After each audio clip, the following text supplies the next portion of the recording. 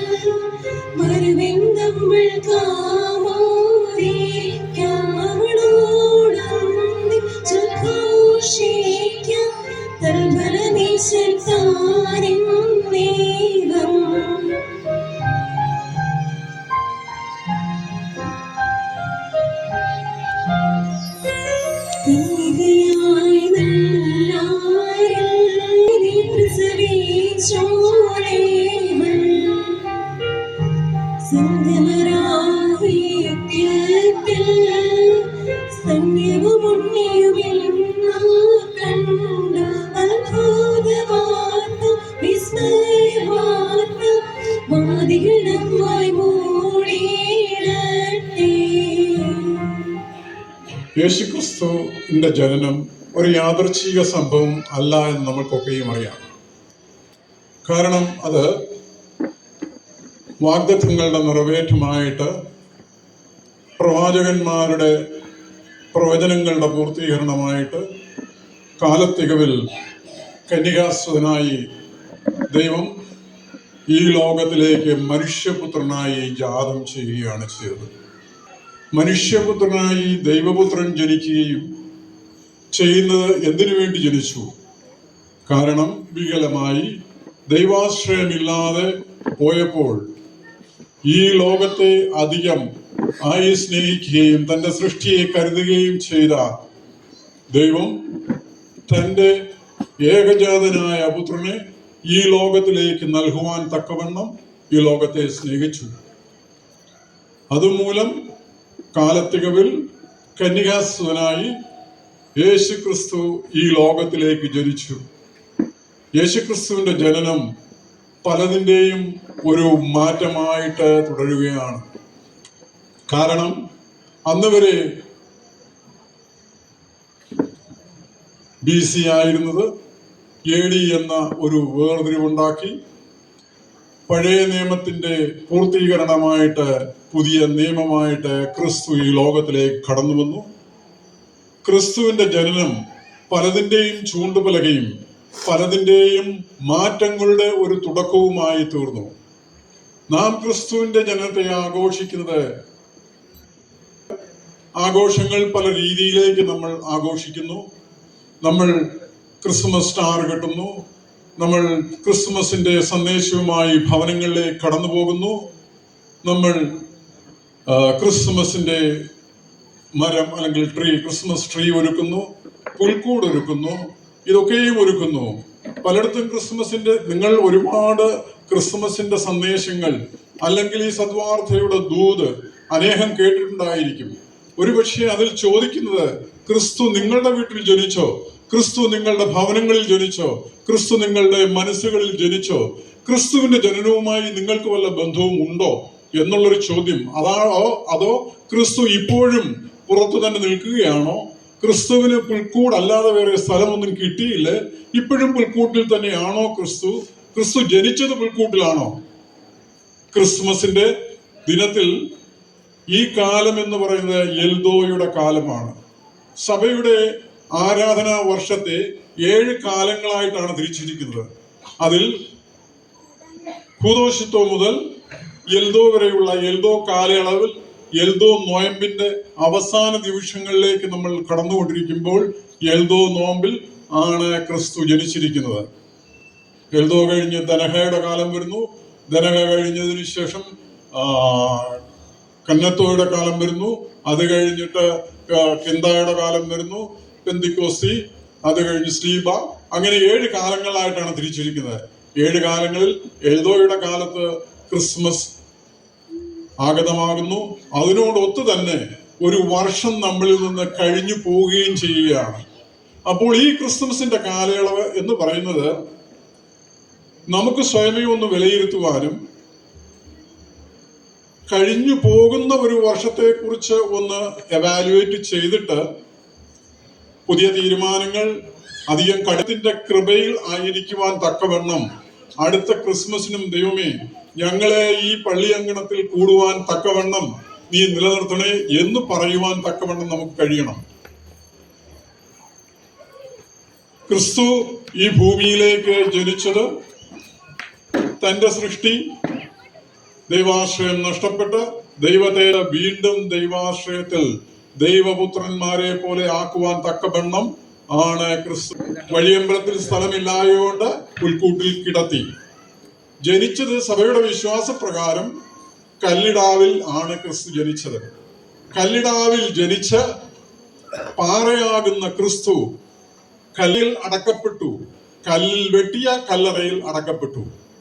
Christmas എന്ന് പറയുന്ന December 25 എന്ന് പറയുന്നത് ക്രിസ്തു ജനിച്ച ദിവസമാണോ എന്ന് ചോദിച്ചാൽ നമ്മളുടെ സഭ അത് ക്രിസ്മസ് ആയിട്ട് ആ ദിവസത്തെ ക്രമീകരിച്ചിരിക്കുന്നു.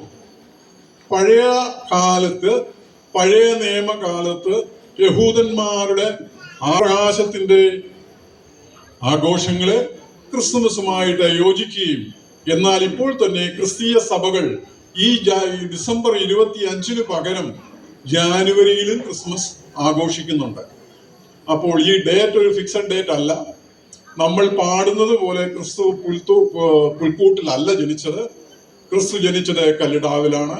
കല്ലിടാവിൽ ജനിച്ച ക്രിസ്തുവിന് വഴിയമ്പലത്തിൽ സ്ഥലമില്ലായതുകൊണ്ട് പുൽക്കൂട്ടിൽ കിടത്തുക മാത്രമാണ് ചെയ്തത്. അതിന് പല സംഗതികളും ചൂണ്ടുപലകകളായിട്ട് നമ്മുടെ മുന്നിലേക്ക് വരുന്നു. ക്രിസ്മസ് എന്ന് പറയുമ്പോൾ നക്ഷത്രങ്ങൾ നമ്മൾ നോക്കുന്നു. നക്ഷത്രങ്ങൾ ക്രിസ്തു ജനിച്ചതിന്റെ ഒരു പ്രകാശമായിട്ട്, അതൊരു വഴികാട്ടിയായിട്ട്, ആട്ടിടയന്മാർക്കൊരു വഴികാട്ടിയായിട്ട് പറയുന്നത് ഭയപ്പെടേണ്ട, സർവ്വജനത്തിനും ഉണ്ടാകുവാനുള്ള ഒരു മഹാസന്തോഷം ഞാൻ നിങ്ങളോട് സുവിശേഷിക്കുന്നു. ഈ സുവിശേഷം ആദ്യം അറിയിച്ചത് വെളിയിൽ രാപാർത്തിരുന്ന ഇടയന്മാരോടുകൂടിയാണ്. അവർ ദൈവാശ്രയമുള്ളവരും വിനയമുള്ളവരും തൻ്റെ ഉത്തരവാദിത്വങ്ങളെ കുറിച്ച് പൂർണ്ണ ബോധ്യമുള്ളവരുമായിരുന്നു. അങ്ങനെ ബോധ്യമുള്ള ഇടയന്മാർ ആ ദൂതന്മാരുടെ ഈ ദൂത് അറിയിച്ച മാലാഖയോട് ഒപ്പം സ്വർഗീയ ഗണവും വന്ന് ദൈവത്തെ പാടിപ്പുകഴ്ത്തി അവർ പോയി കഴിഞ്ഞപ്പോൾ ഈ ശിശുവിനെ കാണാൻ വേണ്ടിയിട്ട് അവർ യാത്ര ചെയ്യുകയാണ്. അപ്പോൾ നമ്മൾ നമ്മളുടെ ഭവനങ്ങളിൽ അല്ലെങ്കിൽ നമ്മൾ തൂക്കുന്ന ക്രിസ്മസ് നക്ഷത്രങ്ങൾ, അത് നമ്മളെ സൂചിപ്പിക്കുന്ന നമുക്കൊരു വഴികാട്ടിയായിട്ടാണ്. നമുക്ക് പ്രകാശം പരത്തുന്നത് ക്രിസ്തു ഇവിടെ ജനിച്ചിരിക്കുന്നു എന്നുള്ളതിനുള്ള പ്രകാശം പരത്തുന്നതും ഇത് ക്രിസ്തുവിലേക്ക് അടുക്കുവാൻ തക്കവണ്ണം ഒരു വഴികാട്ടിയുമായിട്ട് ഈ നക്ഷത്രങ്ങൾ മാറണം. അതുപോലെ തന്നെ മഞ്ഞ് ഉള്ള കുളിരുള്ള രാവിൽ ഈ ആഘോഷങ്ങളോടൊപ്പം തന്നെ ക്രിസ്തുമസിന്റെ ഗാനങ്ങളും ദൈവിക സ്തുതികളും കരേറ്റി ഈ ദൂതന്മാർ ചെന്ന് ക്രിസ്തുവിനെ കുഞ്ഞിനെ കാണുകയും വണങ്ങുകയും ചെയ്യുമ്പോൾ, അതുപോലെ തന്നെ ഈ പൗരസ്ത്യ ദേശത്ത് നിന്ന് വിദ്വാൻമാർ ക്രിസ്തുവിന് അർഹതപ്പെട്ട സ്ഥാനം കൊടുത്തുകൊണ്ട് പൊന്ന്, മോര്, കുന്തിരിക്കം എന്നീ കാഴ്ച വസ്തുക്കളുമായിട്ട് പോയി ക്രിസ്തുവിനെ കണ്ട് വണങ്ങുകയും ചെയ്യുന്നു. അപ്പോൾ അത് സന്തോഷവും സമാധാനവും ഉണ്ടാകണമെന്നുണ്ടെങ്കിൽ നമുക്ക് ദൈവം കാണിച്ചു തന്ന ഈ ലോകത്തെ അധികമായി സ്നേഹിച്ച് തന്റെ ഏകജാതനായ പുത്രനെ ലോകത്തിന് നൽകുവാൻ തക്കവണ്ണം ലോകത്തെ സ്നേഹിച്ചു. ആ സ്നേഹം തമ്മിൽ ഉണ്ടാകുമ്പോൾ നമുക്ക് അതാണ് ക്രിസ്മസ് നൽകുന്ന ഒരു സന്ദേശം. സ്നേഹമുണ്ടാകുക, സ്വയം സ്നേഹിക്കുക, അന്യോന്യം സ്നേഹിക്കുക, സമൂഹങ്ങളെ സ്നേഹിക്കുക. അങ്ങനെ സ്നേഹം ഉണ്ടാകുമ്പോൾ നമുക്ക് എന്ത് കിട്ടും? രണ്ടാമത്തെ സന്ദേശമായ നിർഭയത്വം. പേടിക്കേണ്ട, ഭയപ്പെടേണ്ട, ഞാൻ നിന്നോട് കൂടെയുണ്ട്. ഭയപ്പെടേണ്ട, ഭ്രമിച്ചു നോക്കേണ്ട. ഭയപ്പെടേണ്ട, ഭയപ്പെടേണ്ട, ഭയപ്പെടേണ്ട. ബൈബിളിൽ 365 പ്രാവശ്യം റിപ്പീറ്റ് ചെയ്യുന്ന ഒരു വാക്കാണ് ഭയപ്പെടേണ്ട. ഓരോ ദിവസത്തേക്കും നിങ്ങൾക്ക് തരുന്ന ദൂതാണ് ഭയപ്പെടേണ്ട. നമുക്ക് ഇന്ന് ഈ ലോകത്തിൽ ഏറ്റവും കൂടുതൽ ഉള്ള ഒരു ആകുല എന്ന് പറയുന്നത് ഭയമാണ്. എല്ലാത്തിനെയും കുറിച്ചും ഭയം. ഇനി എന്ത് സംഭവിക്കും? എങ്ങോട്ട് പോകും? എന്താണ് നടക്കാൻ പോകുന്നത്? അപ്പോൾ ദൈവം നൽകുന്ന ദൂതാണ് ഭയപ്പെടേണ്ട. അപ്പോൾ ഭയപ്പെടാതെ ഇരിക്കണമെന്നുണ്ടെങ്കിൽ നമ്മൾ സ്നേഹമുള്ളവരായിരിക്കണം. സ്നേഹമാകുമ്പോൾ നമുക്ക് നിർഭയത്വം ഉണ്ടാകും. നിർഭയത്വം ഉണ്ടാകുമ്പോൾ നമുക്ക് ഒന്നിനോടും ഭയപ്പെടേണ്ട. ആട്ടിടയന്മാരോട് ഭയപ്പെടേണ്ട എന്ന് പറയുന്നു, സക്രിയാവിനോട് ഭയപ്പെടേണ്ട എന്ന് പറയുന്നു, കന്യകമറിയാത്തിനോട് ഭയപ്പെടേണ്ട എന്ന് പറയുന്നു. ദൈവത്തിന്റെ ദൂതൻ പ്രത്യക്ഷപ്പെടുമ്പോൾ ഭയപരവശാവുന്ന ഓരോരുത്തരോടും അരുളി ചെയ്യുന്നത്, നിങ്ങൾ ഭയപ്പെടേണ്ട, യാതൊരു കാരണവശാലും ഭയപ്പെടേണ്ട. ആ ദൂത് ഇന്ന് നമ്മൾക്ക് ഏറ്റവും അത്യാവശ്യവും ഏറ്റവും ചേരുന്നതുമാണ്. അങ്ങനെ ഭയപ്പെടേണ്ട എന്നുള്ളതാണ് രണ്ടാമത്തെ ദൂത്. ഭയപ്പെടാതെ ഇരിക്കുമ്പോൾ നമുക്ക് എന്ത് കിട്ടും? സ്നേഹത്തിൽ മൂലം നിർഭയത്വം ഉണ്ടാകും. നിർഭയത്തിൽ നിന്ന് നമുക്ക് സമാധാനം കിട്ടും. നിങ്ങൾക്ക് സമാധാനം എന്ന് ക്രിസ്തു ആശംസിച്ച സമാധാനം, ഞാൻ എന്റെ സമാധാനം നിങ്ങൾക്ക് തന്നേച്ചു പോകുന്നു എന്ന് അരുളി ചെയ്ത സമാധാനം, ഭയപ്പെടേണ്ട, ഞാൻ നിന്നോട് കൂടെ ഉണ്ട് എന്നരുളി നൽകിയ സമാധാനം, ഈ സമാധാനം ക്രിസ്തു നമ്മളിൽ ഉണ്ടെങ്കിൽ ആ സമാധാനം നമ്മളിലും വസിക്കണം. പക്ഷേ നമുക്ക് ഇന്ന് സമാധാനമാണ് കിട്ടാതിരിക്കുന്നത്. ഈ സമാധാനം കിട്ടണമെങ്കിൽ നമുക്ക് എന്തുണ്ടാകണം? സന്മനസ്സുള്ളവർക്ക് സമാധാനം, ദൈവപ്രസാദമുള്ളവർക്ക് സമാധാനം. അപ്പോൾ ദൈവപ്രസാദമുള്ളവരായിരിക്കണം, ഇല്ലെങ്കിൽ സന്മനസ്സുള്ളവരായിരിക്കണം. സന്മനസ്സുള്ളവരിൽ ദൈവം പ്രസാദിക്കും, ദൈവം വസിക്കും. അതേസമയം വിദ്വേഷമുള്ളവരിൽ നിന്ന് ദൈവപ്രസാദം ഒഴിഞ്ഞു പോകും. അപ്പോൾ സന്മനസ്സുമായി, ദൈവപ്രസാദമുള്ളവരായി, സമാധാനത്തിന് അർഹരായി, ആഘോഷങ്ങളിൽ ഭാഗവാക്കുകളായി, സന്തോഷത്തിന്റെയും സമാധാനത്തിന്റെയും ഐശ്വര്യത്തിന്റെയും നന്മകളുടെയും ഒരു ക്രിസ്മസും വരുന്ന ഒരു പുതുവർഷവും നമുക്ക് ഏകവർക്കും സംജാതമായി തീരട്ടെ എന്ന് ആശംസിക്കുന്നു. അതുപോലെ തന്നെ നമ്മളിൽ നിന്ന് ആരും തന്നെ കൊഴിഞ്ഞു പോകാതെ ഈ വർഷം കഴിഞ്ഞു പോകുന്നത് പോലെ തന്നെ അടുത്ത വർഷവും നമ്മൾക്ക് ഒത്തൊരുമിച്ച് ഈ ദേവാലയ അങ്കണത്തിൽ ക്രിസ്മസ് ആഘോഷിക്കുവാനും പുതുവർഷത്തിന്റെ സന്തോഷത്തിൽ പങ്കുചേരുവാനും കഴിയട്ടെ എന്ന് ആശംസിച്ചുകൊണ്ട് എന്റെ ചെറിയ വാക്കിൽ നിന്ന് ഞാൻ വിരമിക്കുന്നു. ദൈവം നമ്മെ ഏവരെയും അനുഗ്രഹിക്കട്ടെ.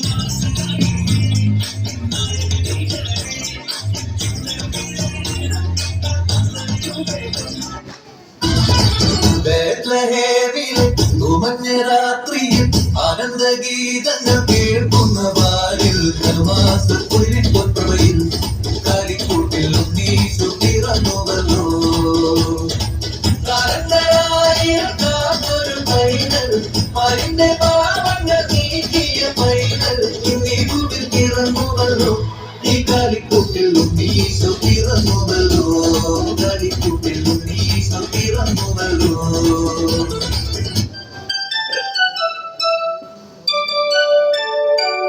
We wish you a Merry Christmas. We wish you a Merry Christmas. We wish you a Merry Christmas and a Happy New Year. Good tidings we bring to you and your kin. We wish you a Merry Christmas and a Happy New Year.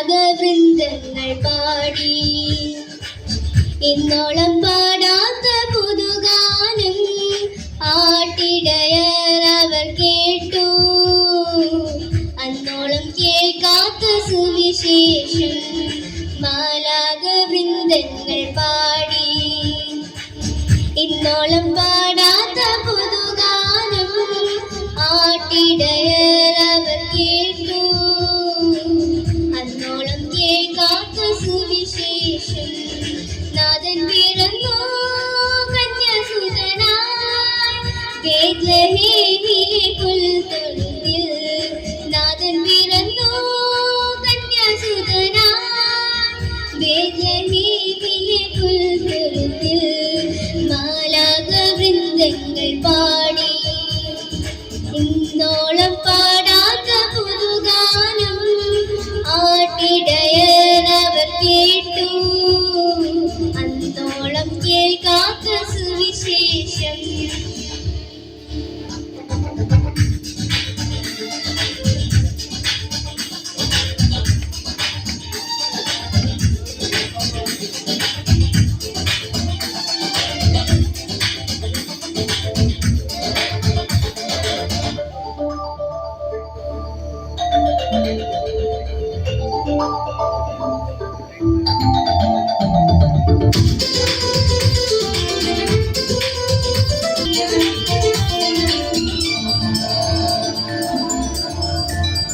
മഞ്ഞു പെയ്യുന്ന നീലരാവിൽ രാപ്പാടികൾ കാഹളമൂതി മഞ്ഞു പെയ്യുന്ന നീലരാവിൽ രാപ്പാടികൾ കാഹളമൂതി ഒരു താരം കൺചെമ്മി നിന്നു പരകെ പൊന്നുളി തൂവി ഒരു താരം കൺചെമ്മി നിന്നു പരകെ പൊന്നുളി തൂവി രാജൻ പിറന്നു മേരി സുതനാൻ പാലിൽ പാപങ്ങൾ പോകിടുവാൻ രാജൻ പിറന്നു മേരി സുതനാൻ പാലിൽ പാപങ്ങൾ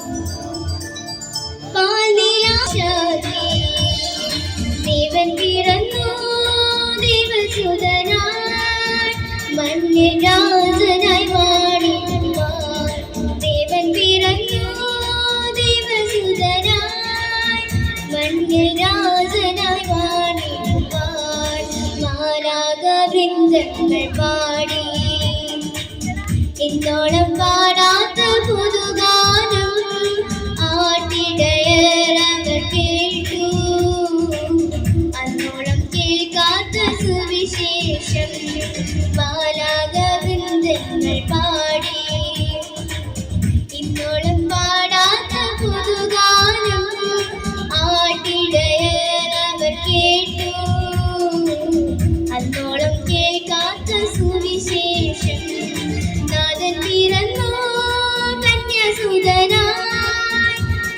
ബേത്ലഹേമിലെ പുൽത്തൊഴുത്തിൽ നാഥൻ പിറന്നു കന്യസുതനാൻ. ബേത്ലഹേമിലെ പുൽത്തൊഴുത്തിൽ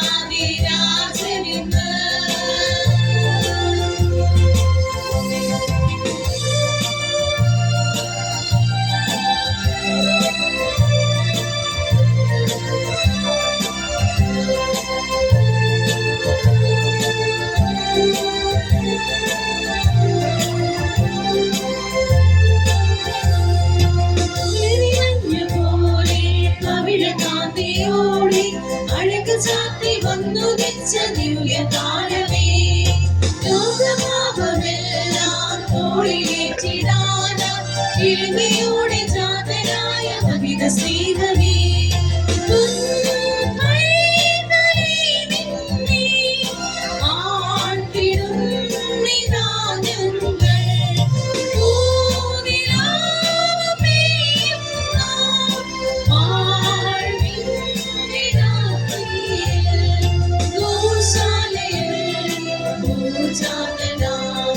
രാജാവേ രാജനിന്ന്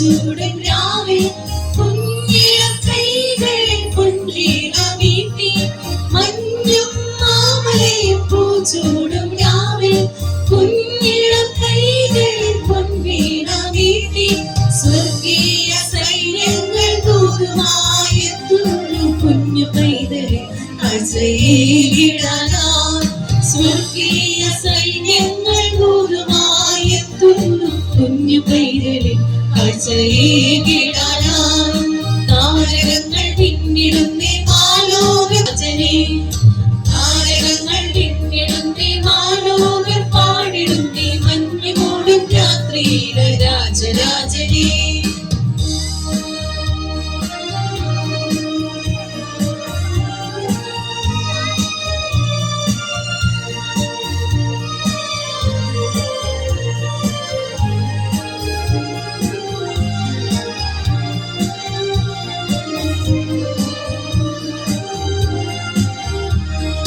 മിന്നും താരങ്ങൾ കൺചിമ്മിടാതെ കോകിലനാദത്തിൻ കാതോർത്തിരിപ്പൂ മിന്നും താരങ്ങൾ കൺചിമ്മിടാതെ കോകിലനാദത്തിൻ കാതോർത്തിരിപ്പൂ സ്നേഹത്തിൻ ദീപമായി രാജാക്കളെത്തുന്നു കുഞ്ഞിരാവിലെ ഓർമ്മയേകിടാനായി സ്നേഹത്തിൻ ദീപമായി രാജാക്കളെത്തുന്നു പുണ്യരാവിലെ ഓർമ്മയേകിടാനായി താരകങ്ങൾ പിന്നിടുന്നേ മാലോകർ പാടിടുന്നേ മഞ്ഞുമൂടും രാത്രിയിലെ രാജരാജനെ താരകങ്ങൾ പിന്നിടുന്നേ മാലോകർ പാടിടുന്നേ മഞ്ഞുമൂടും രാത്രിയിലെ രാജരാജനെ ബേത്ലഹേമിലെ താഴ്വരയിൽ മഞ്ഞു പെയ്യും ഈ പുൽക്കൊടിയിൽ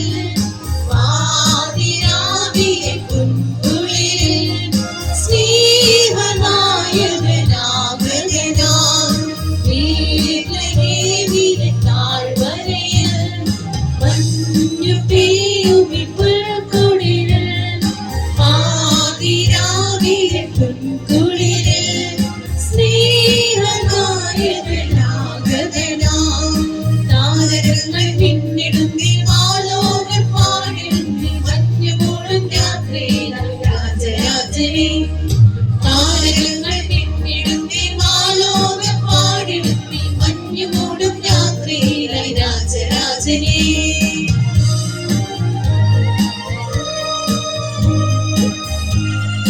താരകൾ വിസ്മയമോടതു നോക്കി വാനിലെ താരകൾ വിസ്മയമോടതു നോക്കി സ്വർഗം താണിറങ്ങി മാതാവിൻ മടിയിലുറങ്ങി വാനിലെ താരകൾ വിസ്മയമോടതു നോക്കി വാനിലെ താരകൾ വിസ്മയമോടതു നോക്കി ഇതേപോലെ നാലാൾക്കാരെ അറിയണ്ടേ കേറുമ്പോ വേണ്ടേ അത് വേണ്ടേ ബെത്ലഹേമിലെ ഉമഞ്ഞ രാത്രിയിൽ ആനന്ദഗീതങ്ങൾ കേൾക്കുന്നു വാനിൽ കുളിരിൽ പൊൻപ്രഭയിൽ കാലിക്കൂട്ടിൽ ഉണ്ണീറ്റു പിറന്നുവല്ലോ കുളിരിൽ പൊൻപ്രഭയിൽ കാലിക്കൂട്ടിൽ ഉണ്ണീറ്റു പിറന്നുവല്ലോ തുझे देखा तो ये जाना सनम ആസനമല്ല ഇന്ന് വെട്ടിപ്പൊളിക്കും ഇതേ മല്ല് വരുന്നുണ്ട് കൂടെ ആ തള്ളയും പിള്ളേരും ഉണ്ട് ആരെങ്കിലും എന്തെങ്കിലും കണ്ണന്തിന് ഒപ്പിച്ചു വച്ചിട്ടുണ്ടെങ്കിൽ ഉടനെ ഇവിടുന്ന് സ്ഥലം വിട്ടോ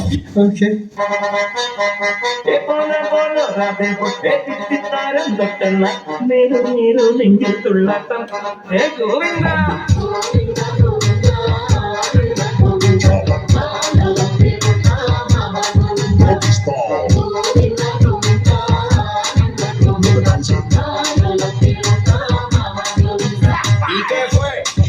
No hiciste nada. Con tanta chapa, no hacerle. ¿Y qué fue? No hiciste nada. Con tanta chapa, no hacerle. Ale Govinda, angari patinde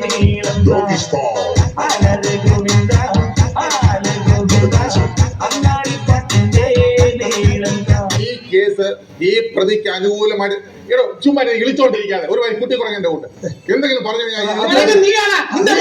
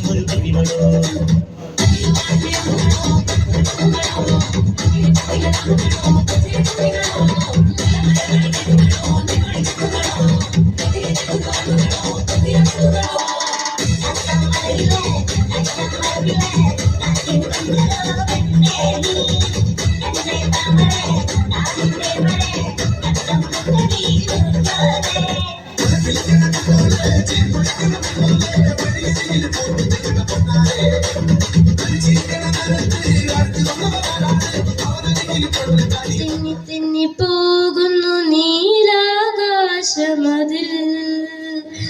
മിന്നും മിന്നും താരം തെന്നി തെന്നി പോകുന്നു നീലാകാശമതിൽ താഴെ രാജാക്കൾ താരം നോക്കി പോകുന്നു ബേത്ലഹേം പട്ടണത്തിൽ താഴെ രാജാക്കൾ താരം നോക്കി പോകുന്നു ബേത്ലഹേം പട്ടണത്തിൽ മന്നവനേശു മന്നിടത്തിൽ പിറന്നു മറിയത്തിൻ പൊന്മകളായി മിന്നും താരം തെന്നി തെന്നി പോകുന്നു നീലാകാശമതിൽ മിന്നും മിന്നും താരം തെന്നി തെന്നി പോകുന്നു നീലാകാശമതിൽ Jingle bells, jingle all the way. Oh, what fun it is to ride in a one-horse open sleigh. Hey, jingle bells, jingle all the way. Oh, what fun it is to ride in a one-horse open sleigh. Hey, dashing through the snow in a one-horse open sleigh. Over the fields we go, laughing all the way. Bells on bobtail ring, making spirits bright. What fun it is to ride and sing a sleighing song tonight. Hey, jingle bells, jingle all the way. Oh, what fun it is to ride in a one-horse open sleigh. Hey, jingle bells, jingle all the way. Oh, what fun it is to ride in a one-horse open sleigh. Hey, oh, what fun it is to ride in a one-horse open sleigh.